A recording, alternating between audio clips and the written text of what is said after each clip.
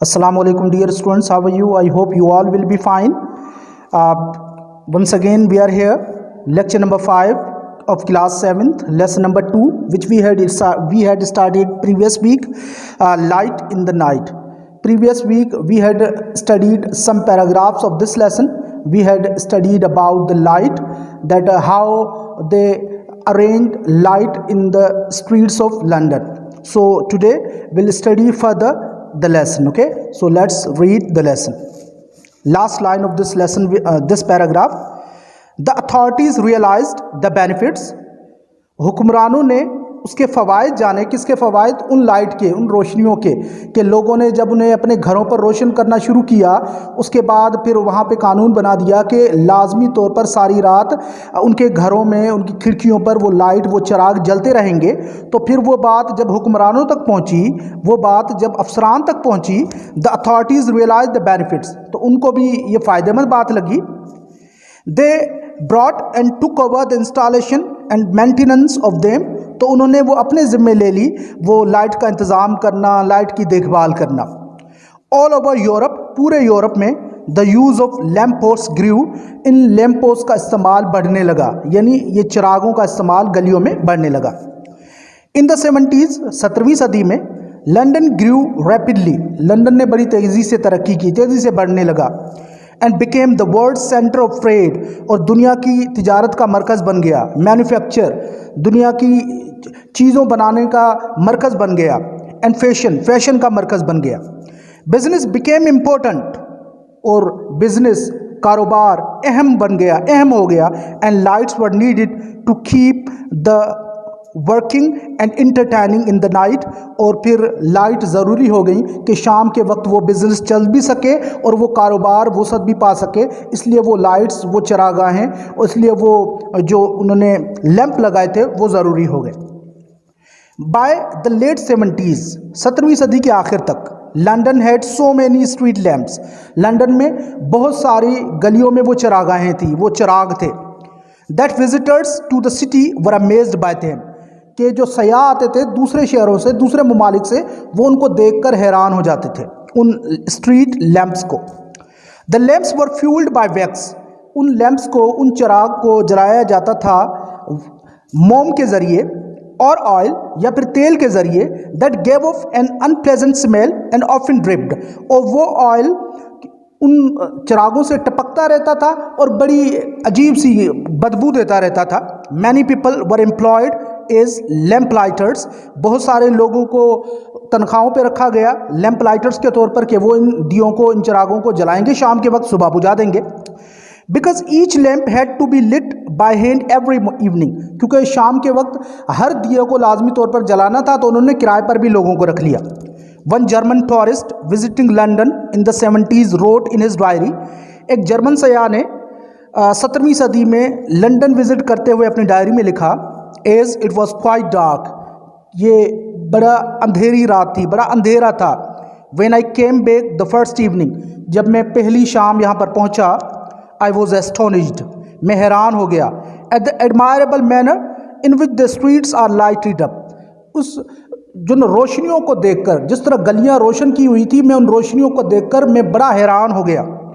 The bright lamps made the city seem exciting, वो जो रोशन, जो चिराग थे, वो जो रोशनियां थी, उन्होंने उस शहर को बड़ा दिलचस्प बनाया हुआ था, एंड लाइवली, और बड़ा खुशगवार बनाया हुआ था। The lamps are so near each other, वो चिराग एक दूसरे के इतने करीब हैं, that even on the most ordinary and common nights, के आम रातों के दौरान भी, the city has the appearance of a festive illumination, तो वो शहर, वो जो था वो बड़ा शानदार उसके रहता था, बड़ी शानदार दिखता था रोशनियों की वजह से, उसकी लुक जो थी, उसकी खूबसूरती मज़ीद बढ़ जाती थी। The lamp lighters quickly became an important and valued part of society, तो दिए को जो जलाने वाले थे वो बड़े अहम बन गए सोसाइटी में, मुआशरे में, उनकी वैल्यू बढ़ गई, उनका जो कारोबार था वो बढ़ गया। This was because they often became a की फिगर इन दियर कम्युनिटीज़, इसलिए क्योंकि वो अहम हो गए थे लोगों के दरमियान, क्योंकि वो रोज़ाना शाम को आके वो जलाते, सुबह आके उन्हें बुझाते, उनकी देखभाल करते। They would walk the same route twice a day, वो दिन में एक ही दिन में 2 मरतबा उसी रास्ते का सफ़र करते, क्योंकि रात के वक्त जाते थे उनको जलाने के लिए और सुबह के वक्त जाते थे उनको बुझाने के लिए। एज दे चेक्ड, क्यों वहाँ पर जाके वो उन्हें चेक करते कि कहीं कोई ख़राबी तो नहीं हो गई। क्लीन्ड, जाके उन बत्तियों को साफ़ करते। फिक्स्ड, उनको नस्ब करते, जहाँ पर नए चिराग लगाने की ज़रूरत होती नस्ब करते। लिट, जलाते। और पुट आउट द लाइट्स, या फिर सुबह के वक्त उन लाइट को बुझा देते। दे वुड नोटिस, वो देखते what was going on around them, कि इर्द गिर्द क्या हो रहा है।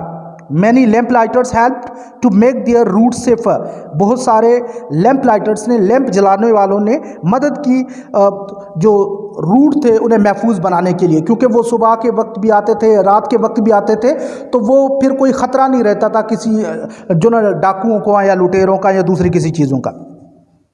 Their job required energy, strength, agility and reliability, और उनके काम की ज़रूरत थी कि वो उनमें एनर्जी भी हो, उनमें ताकत भी हो, और उनमें इतनी बर्दाश्त भी हो कि वो शाम के वक्त आएँ, उन्हें जलाएं, फिर सुबह के वक्त जाएं, उन्हें बुझा कर जाएँ। They had to keep the lights clean, उन्हें रोशनियों को, उन्हें लाइट को, उन्हें चिरागों को साफ रखना पड़ता था। Make sure the wicks were trimmed to the right length, और ये ख्याल रखना था कि उनकी जो विक्स हैं, उनकी जो बत्तियाँ हैं, वो सही तरह उन्हें काटी जाए।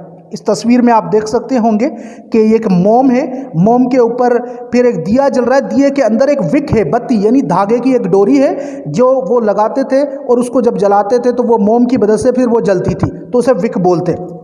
तो वो उसे काटनी भी पड़ती थी, ताकि ज़्यादा अगर वो बढ़ जाए तो उन्हें काटते थे ताकि वो रोशनी सही तरह दे। Light tense of lamping in the evening, और वो कई जो न लाइट्स को जलाते शाम के वक्त, and put them all out again in the morning, और सुबह उन्हीं लाइट्स को दोबारा जाकर वो बुझा देते। Many lamp lighters were pleased to be guardians in their communities, बहुत सारे लैम्प लाइटर्स, दिए जलाने वाले, चिराग जलाने वाले, वो अपनी जॉब से खुश थे, मुतमईन थे कि वो रखवाली करने वाले हैं अपने लोगों की। And often the job would be passed on from parent to child, और अक्सर उनका ये जो जॉब थी, उनका ये जो काम था, वालिदैन से बच्चों में मुंतकिल होता था। यानी उसका वालिद है वो भी लैम्प लाइटर है, उसके वालिद के बाद उसका बेटा है वो भी लैम्प लाइटर है। So till here we will study today, यहाँ तक आज हम स्टडी करेंगे। Now will study the words meaning. अब इस जो पैराग्राफ हमने पढ़ा इसकी वर्ड्स मीनिंग सीखेंगे। Number first word is authorities, हुकाम। नंबर सेकंड रियलाइज, यानी एहसास होना, जानना, first form, second form realised. Benefits, फवाइद। ब्रिंग, लाना, first form, second and third form brought. Take over, तहवील में लेना, जिम्मे लेना, first form, second took over, third taken over. Installation, तनसीब यानी लगाने का अमल। मेंटेनेंस, देखभाल। ग्रो, बढ़ना, second form grew, third form grown. Rapidly, तेजी से। ट्रेड, तिजारत। मैन्युफैक्चर, बड़े पैमाने पर अशिया बनाना, जैसे फैक्ट्रीज वगैरह में, first form, second form manufactured, third is also manufactured. Business, कारोबार। नीड, जरूरत होना, first form, second and third form needed. Entertain, दिल बहलाना, first form, second and third entertained. Visitors, सयाह। अमेज्ड, हैरान। फ्यूल, ईंधन। वैक्स, मोम। अनप्लीजेंट, नाखुशगवार। स्मेल, बू या बदबू। ड्रिप, टपकना या बहना, second and third form dripped. Tourist, सयाह। एस्टोनिश्ड, हैरान। एडमायरेबल, काबिल तारीफ। एक्साइटिंग, दिलचस्प। लाइवली, जिंदा दिल, चाको चौबंद। ऑर्डनरी, आम। अपीयरेंस, रूप, शक्ल। फेस्टिव, पुरमुसर्रत, खुशी से भरपूर। इल्यूमिनेशन, रोशनी। कम्युनिटी, लोग या अवाम। रूट, रास्ता। ट्वाइस अ डे, दिन में 2 मरतबा। फिक्स, नस्ब करना, first form, second fixed. Put on, बुझाना यानी लाइट वगैरह बुझाना। रिक्वायर, ज़रूरत होना, second and third form required. Energy, तवानाई। स्ट्रेंथ, ताकत। एजिलिटी, फुर्ती या चुस्ती। रिलायबिलिटी, एतमाद, भरोसा। विक, बत्ती।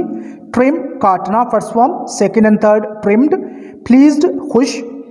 गार्डियन, सरपरस्त, रखवाली करने वाला, देखभाल करने वाला। पास ऑन, मुंतकिल होना, first form passed on, first form pass on, second and third passed on.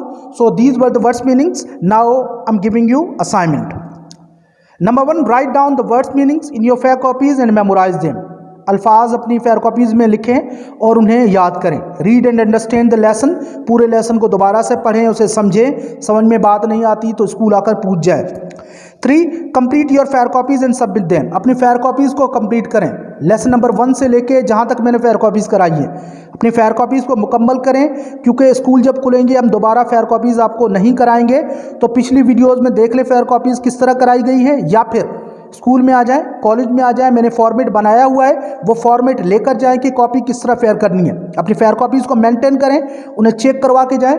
दूसरी बात कि जो काम दिया जा रहा है वो काम लाजमी जमा कराया करें, लाजमी याद किया करें, क्योंकि उसके बाद स्कूल जब खुलेंगे दोबारा वो काम आपको नहीं कराया जाएगा। तो इसलिए अपना काम टाइम पर करके जमा कराया करें, चेक करा दिया करें और याद भी कर लिया करें। ओके बेटा, थैंक यू वेरी मच।